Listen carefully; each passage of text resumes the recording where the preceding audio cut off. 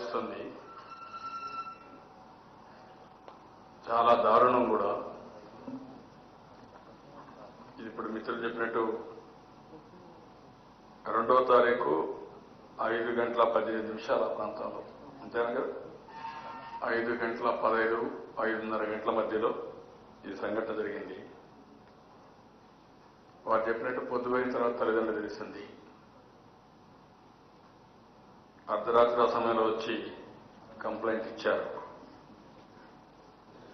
Immediate గా next day morning అంతా 17 teams constitute చేశాం. 1-2 కాదు.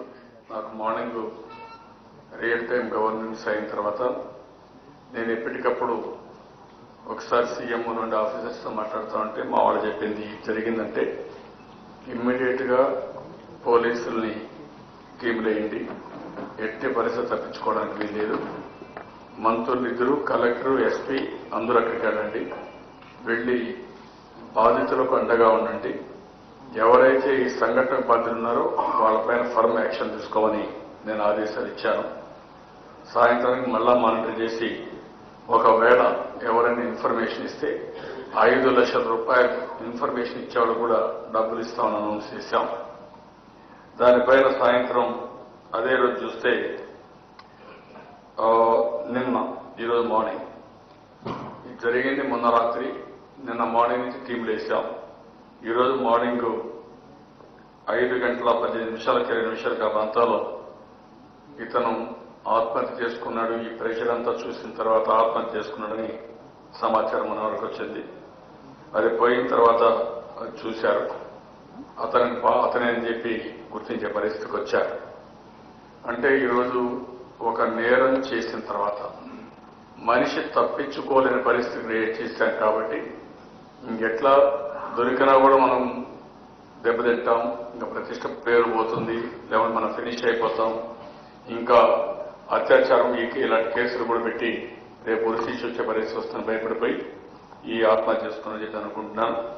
అందుకని మీరు చూస్తే కరెక్ట్ గా 48 గంటల లోపల కేసు ఎస్టాబ్లిష్ చేశామంటే భవిష్యత్తులో కూడా ఇదే స్ఫూర్తి ఉండాలని నేను మనస్ఫూర్తిగా కోరుకుంటున్నా. డెఫినెట్ గా వారి యొక్క మనోభావాలు చెప్పారు, ఆ మనోభావాల ప్రకారం పనిచేస్తాం. స్పెషల్ కోర్టు పెడతాం.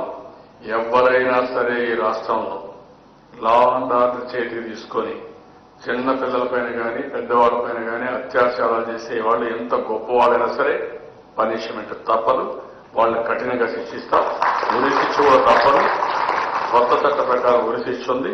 మీరు చనిపోవాలి, ఇలాంటి నీచమైన పనులు చేసినకుంటే మీరు ప్రిపేర్ కండి. కానీ అందరూ కూడా చర్చ జరగాలి. రాష్ట్రం అంతా ప్రతి ఒక్క ఇంట్లో చర్చ జరగాలి, ప్రతి ఒక్క ఊర్లో చర్చ జరగాలి. ఎవరైనా సరే ఈ మామూలుగా ఆటలాడదాం, మన ఇష్ట ప్రకారం చేద్దాం, తప్పించుకోవచ్చు అనుకున్న వాళ్ళకి ఇది గుణపాఠం అవుతుంది. ఎవరు చేసినా వాళ్ళు వదిలిపెట్టే పరిస్థితి లేదు. నేను వెరీ క్లియర్, కఠినంగా శిక్షిస్తాం. 2 నెలల్లోనూ 3 నెలల్లోనూ చట్టం కూడా ఉంది. ఇంకా అవసరమైతే అమెండ్మెంట్ తీసుకొస్తాం, స్పెషల్ కోర్టులు వేస్తాం, ప్రత్యేకంగా సమీక్ష చేస్తా.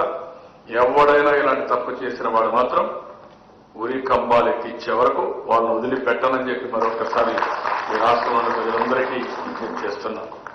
ఎక్కడికక్కడ చర్చ చేయండి, ఎక్కడికక్కడ అవేర్నెస్ తీసుకురండి. అందుకని ఇంకొక పక్కన సోమవారం రోజున నేను ఇప్పుడే అనుకున్నాను, ప్రజలందరిలో అవేర్నెస్ రావాలి. అవేర్నెస్ రావాలంటే సోమవారం ప్రభుత్వం తరఫున ఒక పెద్ద ర్యాలీ ఒకటి తీస్తాం. ఇలాంటివి జరగకుండా చేయాలనే దాని మీద ప్రజా చైతన్య ర్యాలీ కింద అన్ని పోలీస్ స్టేషన్లో, అన్ని టౌన్స్ లో కూడా, అన్ని మండల హెడ్ క్వార్టర్స్ వరకు పోలీసు ఎంఆర్ఓ ఆధ్వర్యంలో మండే ఒక ర్యాలీ తీస్తాం. ఆ ర్యాలీ ప్రకారం అన్ని దిక్కల తీసి దీనికి నిరసన తెలియజేయడమే కాకుండా ఇలాంటి వాళ్ళు ఎవరైనా సరే, ఇప్పుడు ఈయన ఒక వ్యక్తి ఇక్కడ చనిపోయాడు, కానీ రేపు రాబోయే రోజుల్లో ఒక ఆయన చనిపోయాడు మనకేమవుతుంది అనే పరిస్థితి రాకుండా ఫస్ట్ ఫేజ్ ప్రజా చైతన్యం. అప్పటికి కూడా ఎవరన్నా చేస్తే నెక్స్ట్ ఫేజ్ చేసిన వాడిని చేసినట్టు ఉరి కంబాలెక్కించడం తప్ప వేరే మార్గం లేదు. డెఫినెట్ గా కఠినంగా పనిష్ చేస్తాం. అలాంటి వాళ్ళు, అలాంటి నీచులు ఈ రాష్ట్రంలో ఉండడానికే వీల్లేదని మరొకసారి మీ ద్వారా రాష్ట్ర ప్రజలందరికీ తెలియజేస్తున్నా